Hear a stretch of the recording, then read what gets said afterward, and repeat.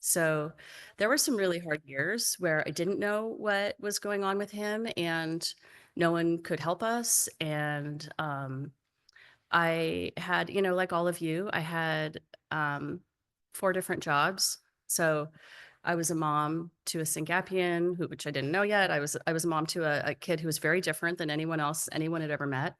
Um, I was a mom to 2 neurotypical kids. I had a job, and I was the neighborhood trash collector. So every day on garbage day, I would go to the front of my house and I'd pick up. We live in an urban area. I'd go pick up the junk people had left, walking back from the park, and and then sometimes I'd go to my neighbor's house and do it there too. And one day I went to like the neighbor after that and did it. And as I kept going down the street, I looked back at home and I thought, I could just keep doing this. I don't have to go back in there. Like that's how desperate it felt. Like that's how much I didn't want to go back home and face what was inside because it was really hard. And I have to say, since our diagnosis and since joining Syngap Research Fund, there's never been a day like that. Okay, so I have a ton of hope, and that's what I'm going to try to show you here today. So we had 7 sessions yesterday, and 2 of them are going to be covered in great detail today. That's the clinical studies, the clinical side. So I'm not going to do any recap on that, and also the drug repurposing side. And so I'm not going to talk about that. So that leaves a few other things. The first session was Syngap 1 biology, and that's where you go from a gene, which is in our DNA. So we have 22,000 genes, and one of them Syngap1. So when you go from that gene that we know from our genetic report, we know that has a problem, and we go from that to its function. And so in Syngap1 biology, the kinds of questions you're going to see answered are: where is that gene expressed? When is it expressed? Why is it expressed? How does it work? How is Syngap1 needed? Okay, these are the types of questions that are answered in Syngap1 biology. And in the first session, we heard from Georgia Quadrato, who's an SRF grantee. Actually, all 6 of the first 6 speakers, 3 in session 1, 3 in session 2, they're all funded by Syngap Research Fund, at least in part. And so Georgia Quadrato talked about how Syngap1 is expressed early in the embryo during fetal development. And so this is before any of our kids were born. And so I just wanted to show one thing here, which is that she has shown, I guess I have to stay here. She has shown that if you just look on the right half, that picture, you see those red.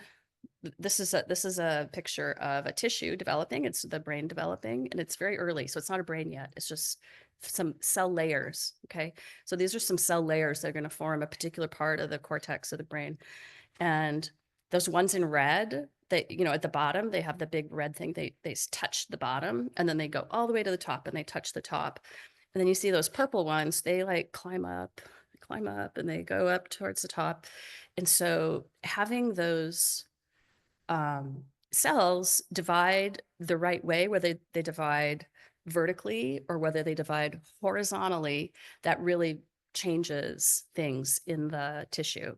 And so I just want to show you that even though when we get MRIs, they're usually all very normal. We usually have totally normal MRIs, but once in a while, somebody might have microcephaly, or like if you're like my son, he's just like on the verge of microcephaly. It's not actually microcephaly, but it's very, very close.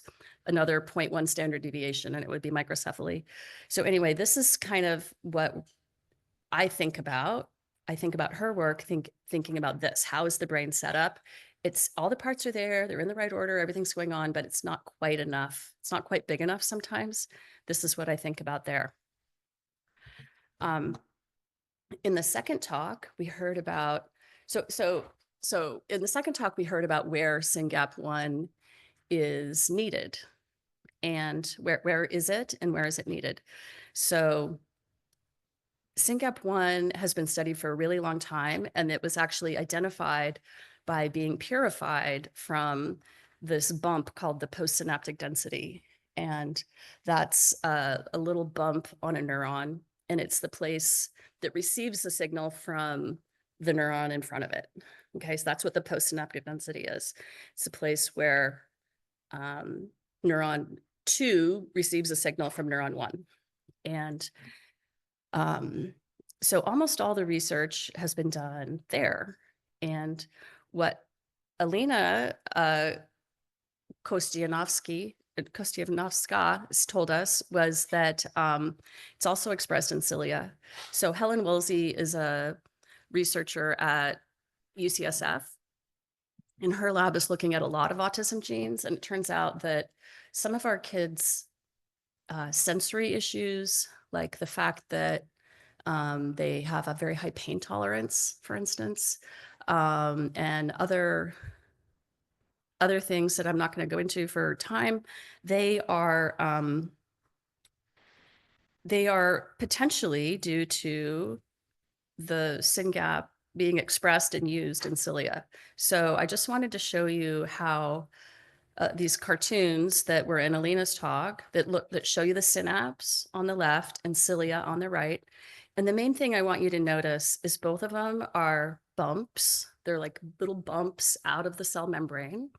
They have a very strong structure. Those, and then the things that are colored, the little blobs that are colored, those are analogous units. Those are analogous proteins or analogous structures.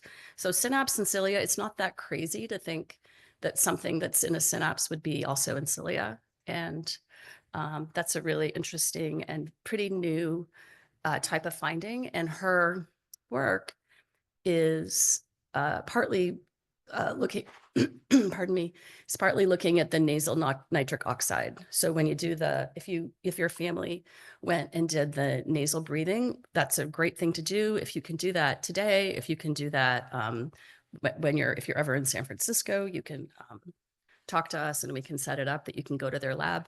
But getting a patient and a family control is, they can't do it if there's not a family control, because anyway, that's just the way it goes.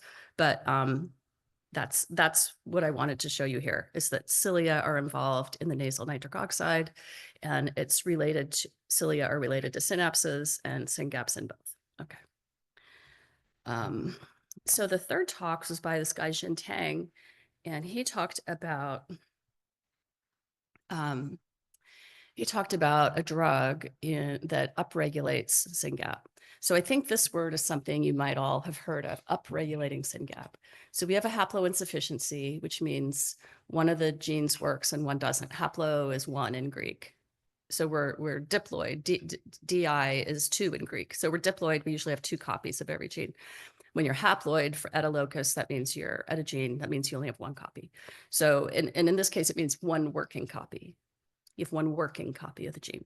So, so almost all the strategies that we know about for therapeutics, for precision medicines, precision medicine just means we know the cause. We know it's SYNGAP1. So what are we going to do now? Now that we know the problem, what are we going to do? Drug repurposing is more like, this might help anything, doesn't help. But precision medicine is, we know the cause. What are we going to engineer? What's something we can think of to engineer that might help? Okay, so he's taking this drug that is kind of something that upregulates Syngap. And he was talking about the half-life of the drug. And so when you think about taking a drug, you would take it orally, and then you look in your blood or somewhere in your body and see, is it there? And you can look over time. And so the half-life is when does it get to its highest and when does it go down? If you just take 1 dose, when does it go up? When does it go down? Right? The half-life is when is half of it gone?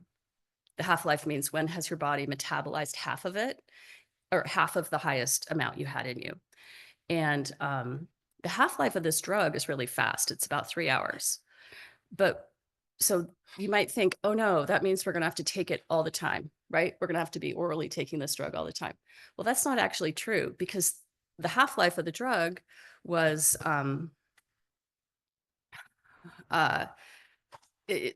the drug was there, what it sets in motion is the consequence. And so what it set in motion was expression of the gene, and so when you see the gene expression go up, if you look at the half-life of that was actually 3 days. Okay.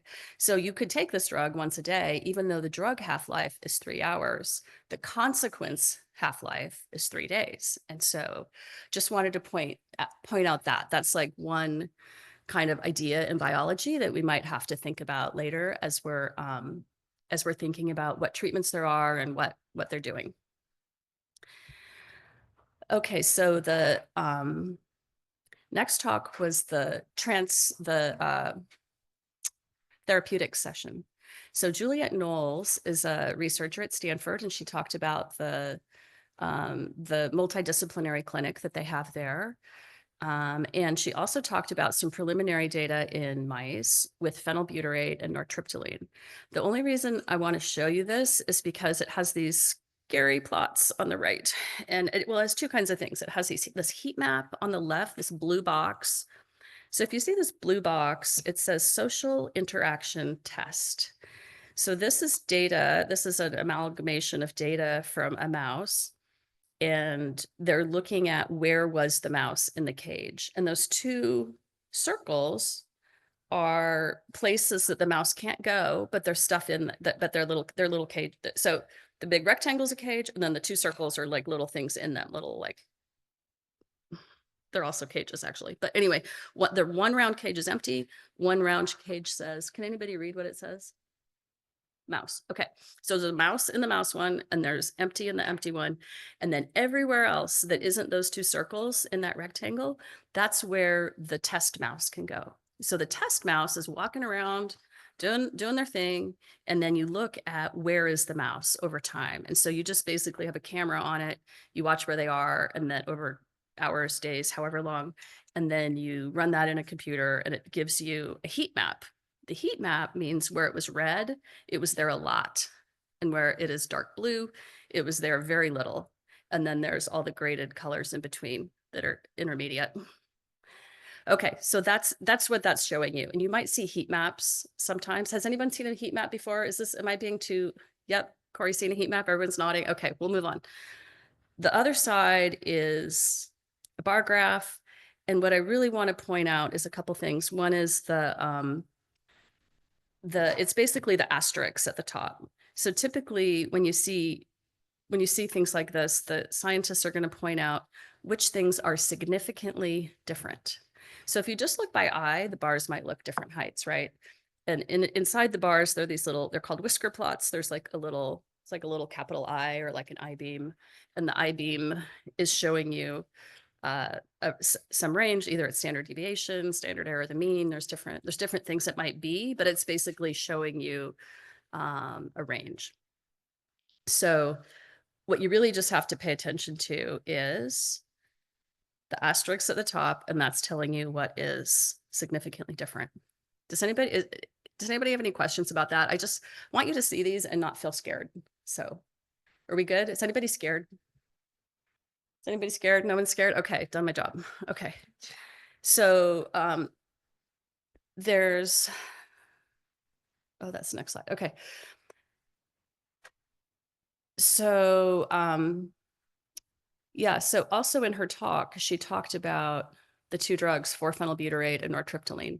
And the big message there, and this is what I wanted families to hear, is that 4-phenylbutyrate in the clinical setting seems to disrupt the progression of epilepsy. So the progression of epilepsy in SYNGAP1 is kind of slow, and it develops over time.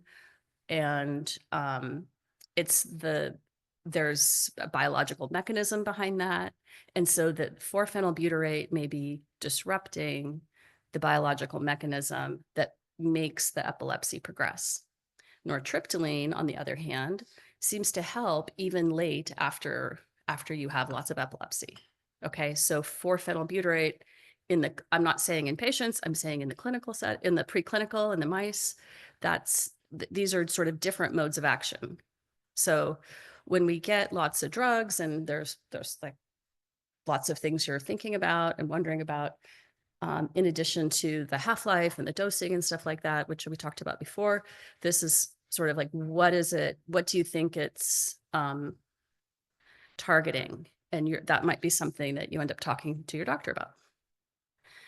Okay, now I'm going to just plug you guys. This is a slide from my talk, and I talked a lot about research assets. And what I mean by that is all the things that we make, all the data that we create and give to researchers to study. So um, even though we're right now, even though right now what we have in front of us is a lot of de-identified data that other people have created, we're trying to figure out how can we leverage that in the best way for researchers. And so one thing that Mike really had a real good vision on that became really clear to me as I executed his plan was to describe what kind of information we had per variant.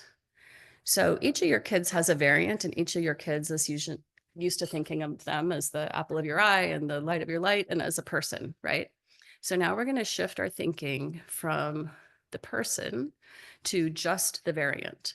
So in our cohort, in our first 192 patients in Citizen, 2/3 of the patients are like singletons. They're the only ones with that variant in not in the world, but in that cohort, okay, in that group. The other third have either somewhere between 2 and 8 people with that variant. Okay. So when I show you here that a variant, well, let's look at the slide. I have that in where the green 12 that's circled. Can you all see that under iPSC? Those 12 iPSC lines, if you go back to the left, they all have combined brain data, or sorry, combined brain biorepository samples. So it's blood samples and urine and stuff like that, maybe just blood. And then they also have the citizen health data. Okay. So if you look at the bottom, that number 4 in the iPSC lane that is circled, if you go back to the left, those 4 have no biorepository sample and no medical records. Okay. And then in between, there are things that have one or the other. So this is kind of why we are, if you think we're asking you to do a lot, we really are. We are asking you to do a lot. And the reason is that we want researchers to study our disease, and we want researchers to have the samples that they need to have a high-powered study. High-powered studies need a lot of people. They need a lot of samples. And the more things we have across a variant, the more things they can do. And so I want you guys to be really proud of yourselves, because we have, is that the last one? That's the last one.